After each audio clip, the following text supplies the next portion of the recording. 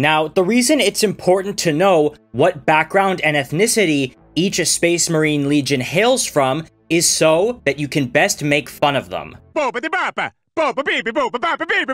sei un pazzo, va via da qui! Sono stanco di te, ti do un pugno nella testa! Ti uccido con questa carne!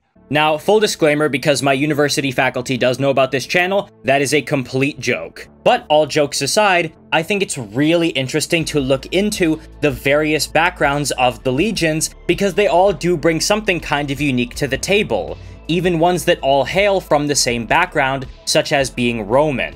Now, full disclaimer, no cultures are meant to be offended in this video. I know some of these legions are really awful, and as such that might give a bit of a bad rap to their ethnic connotation. That's not meant to be the case. This video is all in good fun, so nobody start throwing any rocks in the comments, please.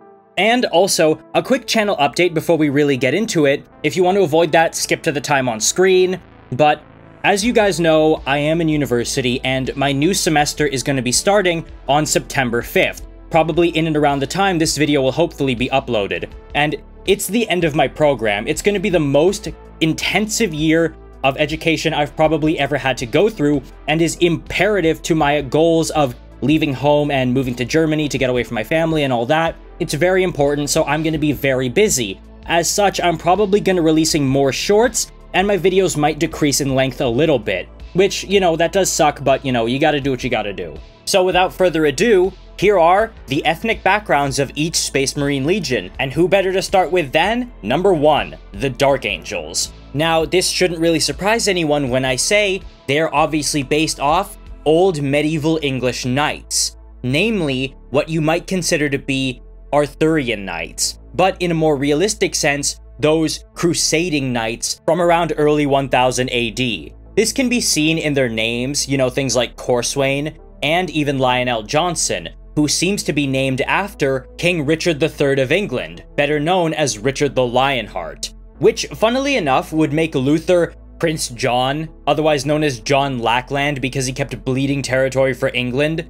Yeah, if you've seen the old Disney Robin Hood cartoon, the one with the fox, you know who exactly I'm talking about. Yeah, that's Luther in this regard. Furthermore, the Dark Angels are known not just for their knightly aesthetic and their chivalric code, but also for the secrets they keep, which was something that was indicative of knights in this era, especially in and around England, because they would often be involved in secret orders, like the Knights Templar or the Knights Hospitalier, which could land them, and it did land them, in hot water with what were effectively like inquisitions, and even saw several high-ranking knights burnt at the stake for heresy.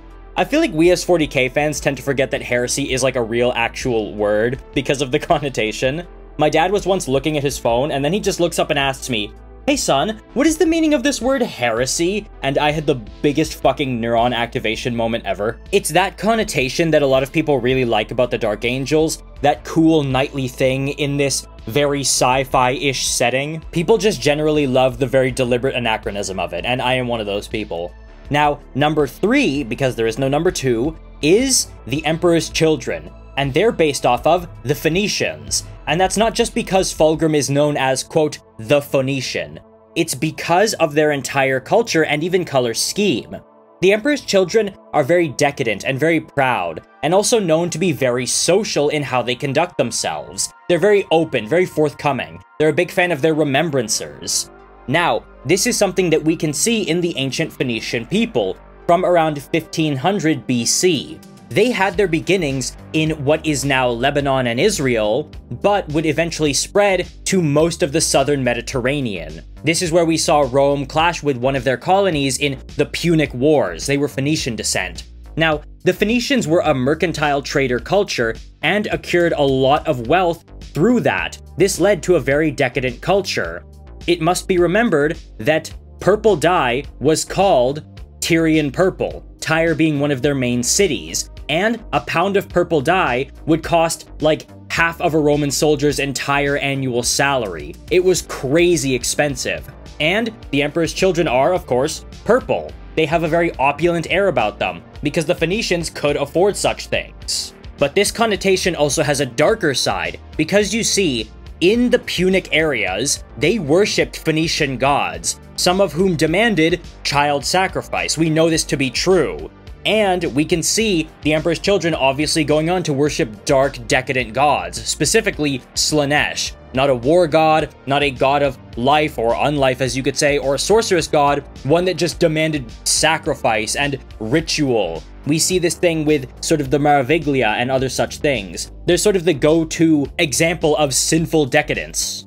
Number 4 is the Iron Warriors, and they are very obviously Greek-inspired, because you have to remember, Perturabo's home planet is called Olympia. I think that's an open and shut case there. But it does go further than that, because Olympia was divided into several city-states which would war with each other. This is very obviously a reference to the Polis period in Greek history, where cities like Athens or Sparta or Thebes would all war with each other and had their own standing armies, Perturabo being the one to unify them. There is also the fact that they have a penchant for things like bronze sculptures, as well as a strong engineering tradition, which was championed by Perturabo. Those are hallmarks of ancient Greek culture, and I think it's a really cool thing that I wish we saw explored a little more in the Iron Warriors, but hey, I just want to see more Iron Warriors, you guys know me. Number 5 and number 6 are the White Scars and the Space Wolves respectively, and I'm not even going to get into these. If you can't parse these out on your own, then God help you.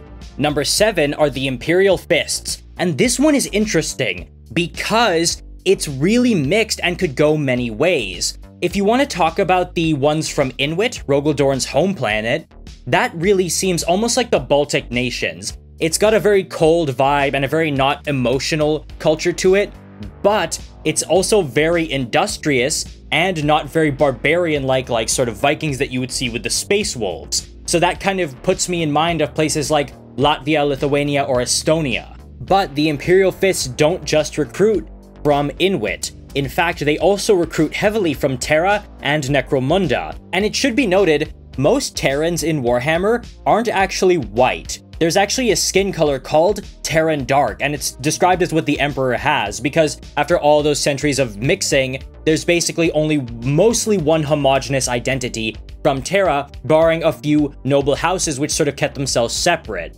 So, there's a lot of ethnic space marines in the Imperial Fists and of Imperial Fists gene stock, like Camba Diaz during the Solar War and the Siege of Terra, and Pedro Cantor, chapter master of the Crimson Fists and Imperial Fist successor.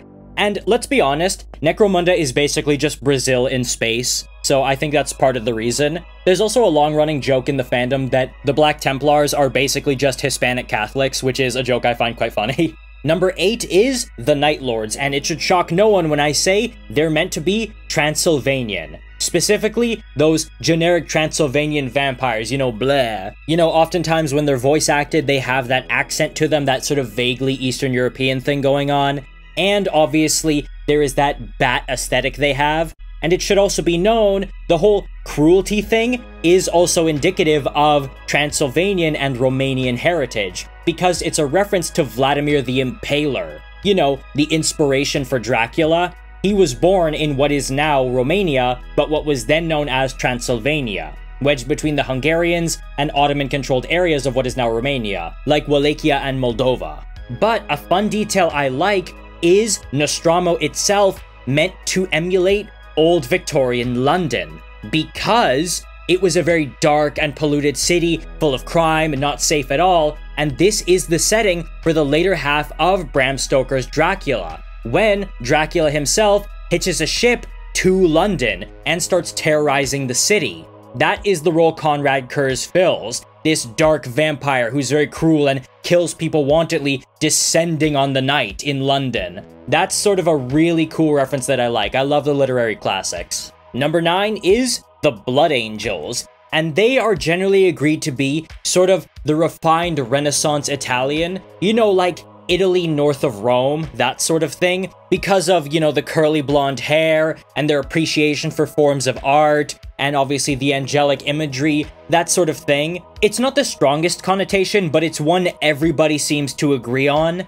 And there's also the fact that if they're Northern Italian and the Iron Warriors are sort of Greco-Roman descent, Does that make them Southern Italians? I mean, Perturabo runs the Legion like a fucking mobster anyway, so maybe. And I feel like Sanguinius would probably love a city like Venice or Milan. This gets joked about by geopolitical theorists as being the divide between beer and butter Italy versus wine and oil Italy. And now, number 10, the Iron Hands. And this one I find to be quite interesting because I did have to think about it quite a bit. I'm actually in the middle of listening to Old Earth by Nick Kime, not a great book by the way, and it does contain a fair bit of Iron Hands imagery, and I do believe they are Germanic. What first got me thinking about it was the fact that we can see them using swords like Zweihanders, which are an inherently German thing, but also it's that stereotype of being highly logical and unemotional and very efficient. You know, that's a very much of a German stereotype.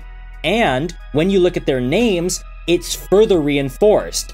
There is a clan, one of the most important clans of Medusa, called Clan Averni. The Averni were actually a Germanic group in and around the southern German areas. And furthermore, their Terminator elites are called the Morlocks. The Morlocks, as well as being sort of a barbarian cannibal race from H.G. Wells' The Time Machine, are named after a real German last name. If you look up the last name Morlock, it is mostly German or American, probably those German-descended areas of America. It actually means black-haired, Moor and Lock. It's not a particularly common name, but it is there, and I feel like if I looked more and if I had more time, I would find more connotation. That's just something I like, because I do have a big interest in Germany. You know, I do plan to move there one day, as I have said before. But yeah, I've always had a soft spot for the Iron Hands, and I think I have a bit of more of one now. Now, shooting over to number 12, because there actually is no 11th Legion, the World Eaters. And these guys represent Rome. Specifically, Rome during the era of the Late Republic. The late Roman Republic was a highly unequal society that relied heavily on bread and circuses, providing entertainment to the people in order to distract them from their woes and their increasing poverty as the wealthy grew wealthier and wealthier. This was actually the environment that saw the Gracchi brothers rise to prominence, claiming that, look at the regular Roman soldier who has won the world for Rome, he enjoys nothing but the common light and air. In reference to how the elites of society in Rome at the time controlled everything, kind of like the High Riders of Nuceria. And this was also the golden age of Roman gladiatorial combat, and saw the Third Servile War, which was a massive slave rebellion led by Spartacus. And Angron is very clearly a reference to the life of Spartacus, having led that war. Now, it should also be noted that we know very little about Nucerian culture properly, but what we do have here is very clearly a direct one-to-one. And now on to number 13, the Ultramarines, who represent Rome. Specifically, better Rome. That's something I find hilarious, is you could be like praying in the womb, like, please God, space Rome. Hello, doctor, where am I? Space Rome. And you'd just be like, fucked. That's really funny to me. But like, specifically, Ultramar and the Ultramarines' home worlds, generally speaking, represent Rome during what can be considered the Pax Romana, that era of 5 emperors where things were going really well. You know, you had people like Augustus, and Hadrian, and Marcus Aurelius, and Antonius, and like them, when everything was great and Rome was just prospering and flourishing during imperial rule. That's what they really represent. But there's also an interesting fact that they include a rank in their legion called Tetrarch. And Tetrarch means, obviously, 4 rulers. The Tetrarchy was part of the Roman Empire, but it came about after the 3rd century crisis, you know, like 200 years later, under the rule of Emperor Diocletian, who divided the Roman Empire up into 4 parts, in order to better facilitate governance. Now, Diocletian himself was a restorer. He wanted to bring Rome back to the golden age it used to be in, to really drag Rome out of this destructive spiral that it was currently in. And I think you can kind of see that with the return of Guilliman, him taking on that restorer role, that ray of hope, which is something I think is really cool. Next is number 13, the Death Guard. And I'm gonna be entirely honest here, I don't have much. I can't really parse it out. There is rumors that they were taken from Old Albia, which used to be England. The original Terrans anyway, you know, people like Nathaniel Garrow. But when you get to places like Barbarous, You could consider that, I guess, a parody of London because it's literally all just smog all the time. But that aside, there really isn't that much comparison. Some people have said they're like World War I Germans because some of them have those sort of spiked pickelhaube-esque helms, but I really don't see it. I just think there isn't that much to go on with them. If anyone knows more about the Death Guard and could actually give me something to work with there in the comments, I would greatly appreciate it. I really need to look into them more. Number 15, the Thousand Sons. And this one is pretty clearly Egypt. They use kopeshes, they have that Egyptian stripe pattern to them, their city of Prospero has pyramids for Christ's sake. It's pretty obviously Egypt. There's also that heavy air of mysticism and sorcery and that ancient vibe to them, as well as those markings on the eyes of their helmets, and scarab imagery. Honestly, I think it looks great. It even persists into the current iteration of the Legion with their very specific helmets and the dust of the Rubricae, kind of like a whole, you know, Pharaoh's Curse kind of thing they have going on. In my honest opinion, one of the best Legion aesthetics by far. Number 17, and this one's gonna come across as weird, but bear with me, I kind of see them as analogous to Japan. Now, again, bear with me. A lot of people think they're meant as just general, like, mafia or gangster culture, but other people think they're Egyptian because of that symbol of Horus. But I think they kind of fit the bill for how samurais were in the late age of the Warring States in Japan. You know, they were meant to be honorable, were actually really conniving and backstabbing. They would rush in to decapitate the enemy leadership and served as spear tips more than anything else. They all showed fealty towards the military leader, the shogun, or in this case the war master, as opposed to the emperor. They spent centuries tearing Japan apart in a ceaseless civil war. And they also had a penchant for designations based on old ranks, wherein instead of clan affiliation, it was gang affiliation. And they wear top knots. But it should also be noted, gang affiliation is a big thing in Japan, except in Yakuza culture. Now, the Yakuza aren't nearly as much of a thing as they used to be, but they were a big thing in Japan. They had an ironclad system of loyalty and patronage, as well as a lot of secret going-ons, and could cause a fair amount of problems for the government. And, most notably, they used gang tattoos. It's the reason why nobody in Japan really has many tattoos, or so I've heard, because of that strong connotation to organized crime, which is the basis for the Luna Wolves on Chthoniya. Crime groups. I'm gonna be honest, this one's a pretty weak link, and honestly a massive stretch on my part, but I just kind of thought it was cool, and just wanted to say it. I'm not a weeb, I swear. Next is number 17, the Word Bearers. And this one is really interesting because it comes down to multiple factors, all of which are not readily apparent but are still kind of obvious in their own way. The first being the Legion's heavy sense of spirituality and penchant for religious doctrine. That is something that is first found in human civilization in the areas of the Levant. This is coupled with the fact that the Legion comes from a desert world, Colchis. This is commented on by Erebus himself. He ponders, why is it religions and spirituality always spring up in deserts? It's because maybe it's so desolate and there's nothing to do that people just turn to God? Now, that I find interesting because the Levantine area is also the home of the Emperor's children, but with about 1,000 years of gap in between. And it should be noted that the Word Bearers are said to be dark-skinned. They have that sort of tan tone to their skin that you can see in pictures of Lorgar. Lorgar himself is described as looking probably the most like their father out of all of the Space Marine Primarchs, and as we all know, the Emperor's skin is, quote, Terran dark. It's things like this that really give that kind of mystic, Israelite, or Palestinian background that the Legion is sort of punctuated by. There's also the fact that they adhere to a language that outsiders don't understand and has a usage of runes that are very different from any other alphabet. In this case, it's Colchizian, but I think the equivalent would be something like Aramaic, which was the language that Jesus actually would have spoken, or Hebrew. Now, I would like to take this time to reiterate that I am not speaking ill of any of the cultures that get mentioned in this video, especially in this case, considering how dark and evil the Word Bearers are. Obviously, that does not apply to any real-world groups. Next is number 18, the Salamanders, and this one actually does inspire a bit of debate in the community, because a lot of people believe that they're black, you know, they're inspired by African cultures, but other people say, no, not really, they just have onyx black skin. Because you see, Space Marines have a gene in them that causes their skin to darken and even turn jet black in the presence of high levels of radiation. Now with Salamanders, when they come in contact with the radiation of the star that Nocturne, Vulcan's home planet, orbits, it actually goes into overdrive and switches on 100% permanently.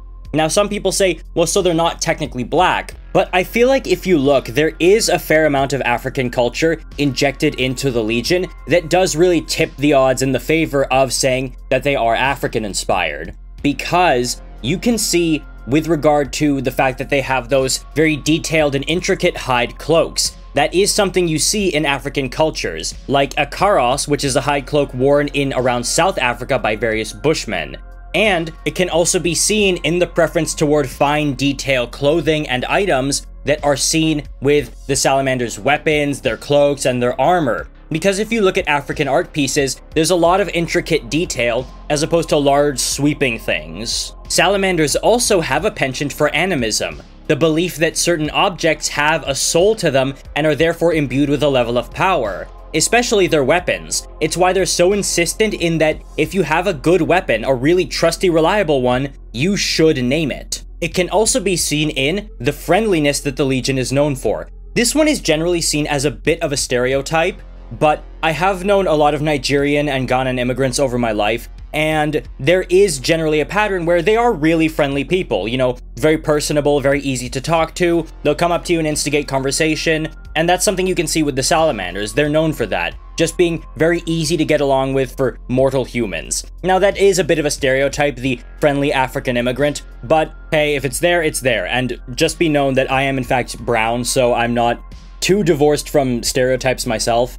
Like, I think it would be hilarious actually if there was like Indian tech marines or Indian tech priests. And now number 19, the Raven Guard. And this one too is a little bit controversial, because a lot of people do tend to agree that the Raven Guard are heavily Native American inspired, but some people wave that away and say, no, they're just sort of like emos or goths. It should be known though that a lot of Native Americans do gravitate towards goth and emo culture. Like, it's a pretty known thing, and I've known several Native American people, I am Canadian, who were involved in that subculture. Now, a lot of people say, oh, but they're so pale, they're described as being almost albino. Well, I think that's more so just part of the aesthetic, but when you really start to look into it, you can kind of see certain connections. One that I find to be interesting is that in a lot of Native American cultures, the Raven does hold special symbolism, namely one as being a magical creature or as one that creates mischief. Specifically in Ojibwe culture, the Raven represents honesty, being honest with yourself about who you are and about what you do, about what gifts you have, and about going through life the way you want to and surviving and thriving in your own way. Absolutely something the Raven Guard does. Furthermore, they also carry something that is known as a medicine bag, well, their own version of it. You see, a medicine bag is something that a lot of Native American cultures in North America do carry, and it is a small bag containing things such as tobacco, sweetgrass, cedar, and other things that have significance in Native cultures as medicines. But specifically in Ojibwe culture, they will also have items called tokens, which are of significance to the wearer. And these tokens sort of bind the spirit of the person to the item, and it will be taken back in the event of the person's death to the village. The Raven Guard do this exactly. They have something called a corvia, which is the skull of a small raven that is filled with sort of small items and trinkets that the Marine will have accrued over their lifetime and carries with them. In the event of that Marine's death, their corvia will be taken by their brothers back to Kievar and buried. Furthermore, speaking of death, they also use sky burials, which is when all the important parts of a body are taken out, you know, gene seed, this and that, but the rest of the body is left to rot in the open air and be picked apart by carrion birds. A lot of native cultures do this, and so do Tibetan Buddhist monks, actually. They also have a series of trials for aspirants called the Trial of the Watcher, where they're sort of dumped in the gang territories on Kievar, the Trial of Justice, where chaplains and librarians probe the aspirant's mind, and present them with a series of ethical quandaries with no clear answer, just to see how they will perform, especially in regards to the ideals and ideology set forth by Corvus Corax, and the Trial of the Wraith, wherein they will be dumped into the nature of Kievar, what little nature there is, in an area known as the Ologothian Wastes, which, when you have that OLO sort of thing, that's meant to be sort of a quote-unquote generic native-sounding word, I know that from experience, where they are then expected to traverse 199 miles of lethal territory without any given sustenance in about 3 days, using their skills and gifts to avoid the predators that are found in the area. These are all sort of meant to represent parts of what is known as, in Kree culture, a vision quest, which is when a young man, as sort of a rite of passage, are left in the wilderness in order to commune with nature, find their own way, and sort of seek spiritual guidance and growth on their own before returning back to the tribe. Now, that really helps us pinpoint where exactly the Raven Guard are from in a Native American sense, because just saying, oh, they're Native American is so hilariously broad, it's not even funny. Like, that's anything from Aztec to Inca to Cree to Huron to Inuit to, like, Eskimo. That encompasses so much, it's, like, comical. But this helps us pinpoint, because of the heavy influence of both Ojibwe and Cree traditions, an area right around northern Ontario and northern Quebec, because that is the region where both of these tribes generally inhabit.